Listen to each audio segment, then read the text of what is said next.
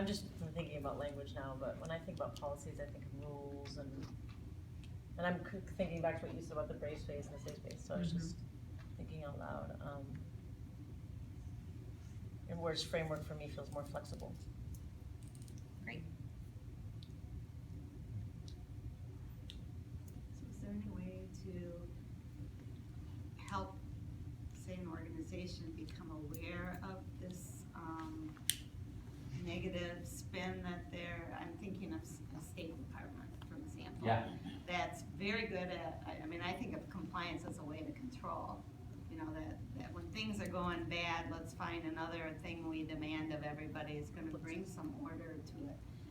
And I could see where all three of those things are increasing, and the system just wants to create more and more control because it can't see that there's another way to engage people. So even when they engage people, they pick people who are like-minded.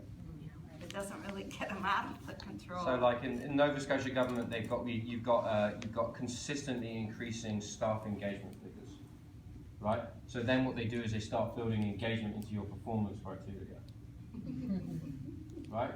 So your measures, right? Which doesn't increase engagement, right? At all, really. You know, and so the engagement figures keep going down, right? And then of course the quality of public service begins to go down. So you start getting citizen response as well. And not only that, you're in a situation economically where your budget's dropping, right? They're not filling your positions within your organisation because so all of these circumstances then build up, and then to the point where you have senior leaders who are like, I actually don't know what to do. I've been put in this position to have the answer. And in fact, I got to this position by having the answer. And I'm here now, and I don't know what to do. What am I going to do? Oh, okay. That's the perfect situation to pitch engagement to somebody when they don't know what to do. So we have to wait until then.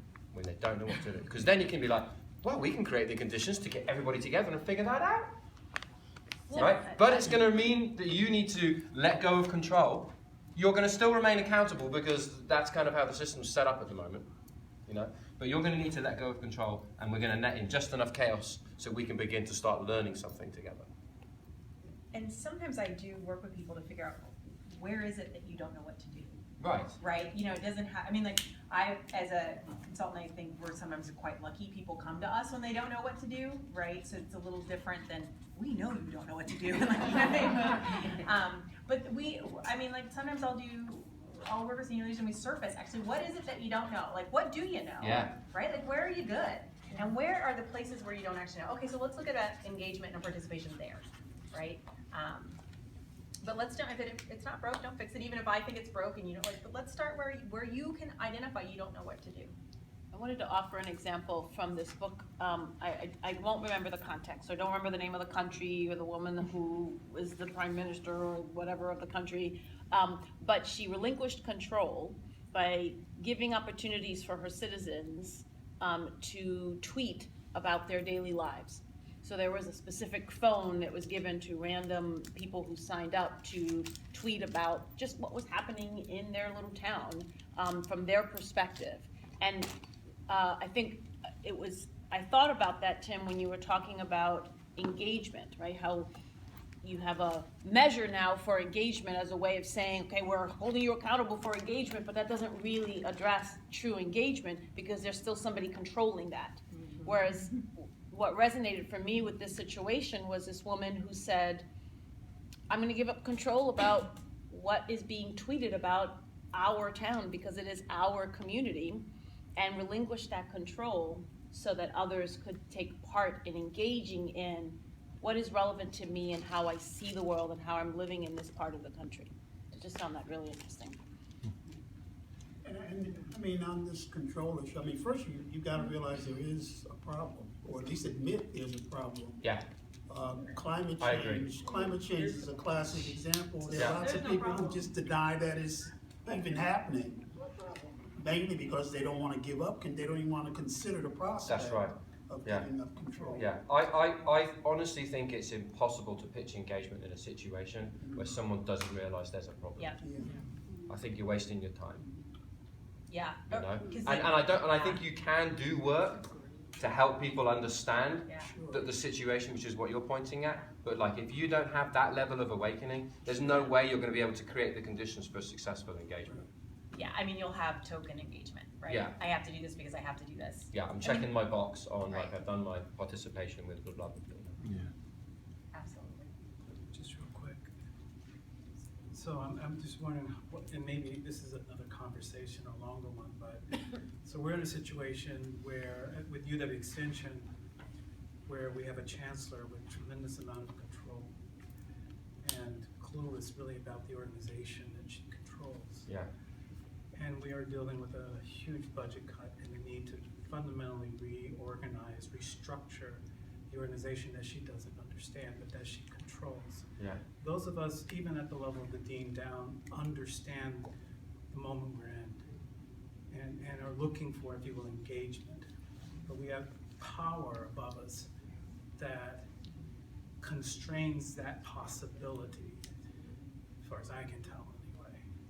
So what might one do in a circumstance like that, where the bulk of the work needs to be done by people who understand it, but there really are constraints that are being placed upon us, and just bringing in outside consultants who are even more clueless, that We often are. make it very difficult to do what we understand, and again, even at the level of the dean, so even very powerful people feel constrained by this chancellor. But might one, I mean, where is there opportunity, or how might you operate in that kind of environment? yeah, Or do you have thoughts on that? yeah, loads. I mean, that's just like a really familiar, like what you're describing is like a lot of what I spend my life in. And so I think there's a whole bunch of different strategies around how you work within hierarchical systems like that, you know? And so some of them are about like how do you begin to start creating the conditions for your senior leaders, for your senior leader in this case, to start engaging with the system. Yeah. You know, it's like, what does that look like, right? Other ones are, if that's completely hopeless, how do you start protecting your organization from its senior leader? And as those who are below them in the situation have a shared understanding of that, what is your strategy for toxic handling of your senior leader while you lead your organization through a change? And stop expecting that to change and like start strategizing, right? And there's toxic handling and there's all kinds of other stuff embedded within that that allow you then as leaders to organize, right? And then there's a kind of a third piece, which is like, how do you build up just enough bottom-up voice within the organization so that the needs can become so apparent they're unavoidable as well. But that's high risk. That's helpful. I think it's that second thing you described as what it's where I only see, there's a place where I can see some hope. We're also up against a timeline that's Yeah, just always. ridiculous. Yeah, It's yeah. unbelievable. So Yeah. it adds to that, not just the urgency, Yeah. but then the need for, or the perceived need for control. Right, and I think it's a weird thing in some ways of like in that situation, like I don't know, like, or in any of these situations, I think we often have to pitch what's actually generally just common sense. We have to pitch it of like, oh, we're going through a level of change that's like happening incredibly fast. You know, we're losing money, right? We've got to get everybody together and figure out how we're going to do this, because the only way we're going to be able to bring the people within this organization along is if they participated in the change, because people hate change done to them. I think it's a common human condition, you know, but they will at least tolerate change that they've been involved in, that they're feeling they're having some kind of impact over. And so there's a piece of me that would want to like actually pitch it to the senior leader as the best strategic choice in this circumstance. You know, and but if that's too risky a move, because then you just need to organize around it. That's helpful. Great.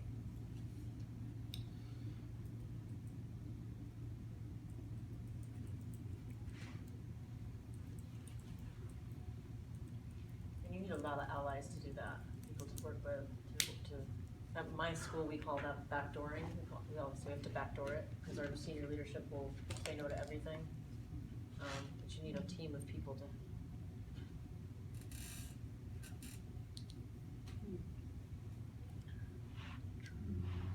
Yeah, so I think,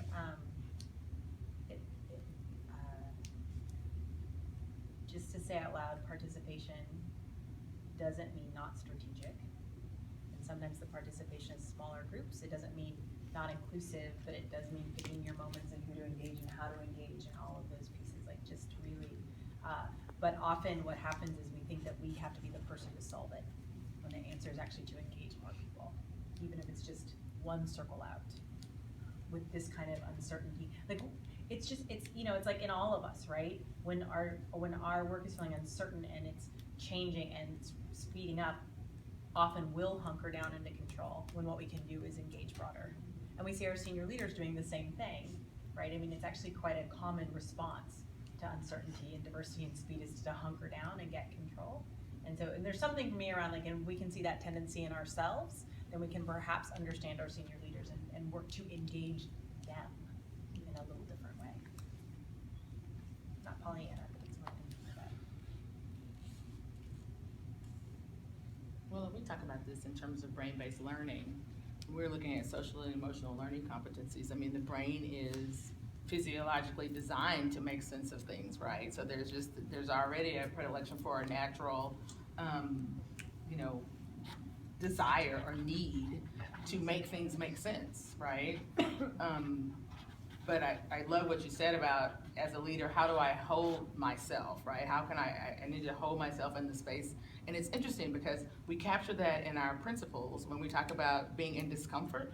So, the teacher in me thinks about learning theory around the zone of proximal development, for example, for students, which is that zone where they don't get it, they're learning it, but it's so uncomfortable because you don't know, right? And you are dancing the dance of, I don't want to push them too much because then I will lose them, but I have to push them in order to get them to grow. So it just reminded me of that when you talked about, we in diversity work embrace chaos in many instances. I don't know what I would do if it was controlled. My whole world is chaotic. And for me, it always comes back to that, because I'm dealing with a 7th grader, and yesterday you had your mama's 3-inch heels on, and today you want to climb in my lap. Because we're humans, and by that mercurial nature of human beings, especially with children, sometimes it doesn't even make sense that we would try to do those things. I just remembered what you were saying from my public school days, because compliance is gonna get us to control. So, ramp up the evaluation system, and that's gonna make the test scores grow up, and that was just a dog and pony show the day you showed up in my classroom. I was horrible the minute you left. And so, a lot of examples I could give. There's the difference between and I know, Tim, you're gonna get there, but what keeps coming to me is that order between control and chaos. And there's, as Karen was saying, living in the chaos of diversity practitioner work. And in order to find resolution, get some consensus, get buy-in, get engagement, have an action plan, I do need to have some order to it, not the control. Yep. There has to be some order to it. Yep. What is that? How is that different than the control? How is the order different than the control? That's the reason why I don't think that diversity practitioners per se embrace chaos. Not embrace. I don't know. No, Embrace. Karen, Live it. Okay. But I should say we are comfortable with chaos. Let me speak from our perspective. I am comfortable with chaos because I deal with children who are in the midst of racial identity development theory and don't even know. They just yelled out whatever they said or whatever. So I'm describing it from that perspective. Because of the human nature of people and because of having diverse people, it feels like I think I'm good with chaos. Karen, are you saying that everyone is on a different area of the spectrum around all those different multiple identities, and that's what's chaotic? The fact that any child, any parent, any adult in your community is on a different area of awareness and resolution around any one of their many multiple identities and how they enter it into the community, how they engage with other people in different areas, that in and of itself is chaotic because you don't know what you're going to get on any given day. Is that what you Well, mean by chaos? Yeah, and our mission No, but states. is that what you mean by yes. chaos? So That's let me the say, chaos. Got it. in our mission, we say we value individuality. So what we just said was we have 226 individual adult professionals, and we have 1,284 individual kids. And chaotic is you do away with the dress code because you value individuality, and now it looks like a strip bar in the upper school. Do you see what I'm saying? That to me, that's my world. Because you're trying to celebrate 1,300 different people. Do you see what I'm saying? And they're entering. Okay. Chrissy, were you gonna? What I was gonna say was that in terms of chaos, I don't know how much of it is that, speaking from my own voice, that we thrive in it or like it or want to do it. It's not like we're given a choice. Exactly. Yeah, I don't think Yeah. it's We value. I live- think it is what it We is. live in a realm of lack of choice, and so what we do emotionally within Right. ourselves or what's done to us so that we can withstand and sustain Yep. the level of continuous impact to any given individual soul at any moment, understanding that we bear a responsibility not only to our own health and well-being, but that the health and well-being of a community is often relegated onto our shoulders, whether or not we sought that others have embodied for us the meaning of our job in a way that we would never do to someone else. Because to do so would mean to make that an impossible deed to accomplish. And so we, in many ways, for survival reasons, to be able to still walk with shoulders high and say, guess what? I'm a person of strength, and I'm a person who has validity and voice. We then find ways to model the engagement of chaos in such a way that says, this is the ingredient that I work with. So it's like, how can I have an attitude that already I'm feeling defeated before I've even entered the forum? This isn't a choice. And so it is about destroying the boundaries around that catch-22. It is about not being the ones that have to give voice to the reality of our lived experience. It is about sharing a burden. Because right now, the work shouldn't feel like a burden. So where I go from a place of pushback is the burden is not created by virtue of my mentality or my approach or my aim. I'm coming from a place of love and understanding and capacity building and sharing. And yet, if I allow myself to be in the frame that the institution or the school culture is defining for me, I might as well sometimes just say, well, what the hell? That's not gonna work in this moment in time. And so I think it's really important to think about when we encapsulate, especially diversity practice, where is their choice versus individual action grounded in our own definition of our strengths. So, Thanks. I want to make sure we kind of close up so we can. Yeah. So just maybe just to set up the checkout is that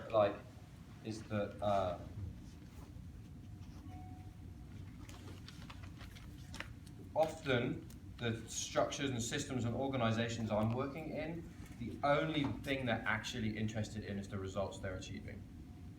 So they're not that interested in love or understanding or capacity building or sharing, fundamentally. So that doesn't work as the case for greater engagement within the organization. What works as the case for greater engagement is the organization, is the impact that the engagement is going to have on the results that we can achieve. And so if I can make a case that ties engagement to our capacity to get results, right? I begin to actually start being able to give people experiences like the one you described, right? Which then begins to start building ownership, which then begins to start building, actually engaging multiple perspectives allows us to get to results quicker, more effectively, allows us to build programs that people actually turn up to and they don't need to be forced to come to. But I mean, all of that stuff that happens as a result of good engagement, right? But there's actually a piece where I need to be able to position this type of work, right? And if I can't position it within the frame of meaning for the organization and those who hold power within that organization, right, then I'm never going to get any space to do it. Right, so there's something about like, how do we make the case here? How do we make the case for chaos? Right? So that it feels like a valuable piece of getting things. So relating it to independent schools, could say, so how does diversity impact the result that the school is looking for? I mean, does it add to it? Is it neutral? Well, it's nice to do, but it really doesn't affect the result we're really looking for at the end of the day or the end of a 5-year period, whatever the measure, the term is. But if it impacts that result, you're likely to get more. That's exactly right. Yeah. We were talking about the business school at Ohio State, and they did diversity almost better than anyone else in the university, because they knew the business case for diversity. Exactly. So like, it's not emotional, go. it's not moral, it's like, this is good business. And so, as a college, they did it just fine. You know what I mean? And I mean, of course, people in the college would tell you lots of things, but you know what I mean? Like, in terms of like, compared to others, there was a clear business case they made. They could make it, they could say why it impacted the bottom line. Sure. And so the people who were responsible for it were empowered to go do it. Anyways, so shall we move to case making? Because we have 10 minutes. We talk about innovation living on the edge of chaos. Do you think just do it in pairs, bring it back? Yeah. Great. So we just want to have a crack at it, right? So almost like turn to your neighbor, turn to the person next to you, and just have a little like, all right, so in my context, in the context I'm in, if there was like 3 key things that could make the case for greater engagement, right, what would they be? What would be the 3 things that, like, if I was positioning my work this way, right, I feel like it might actually begin to give me a crack that I could crowbar open. Right? What might they be? Fair enough? Yep. Great. We've got 5 minutes. Right.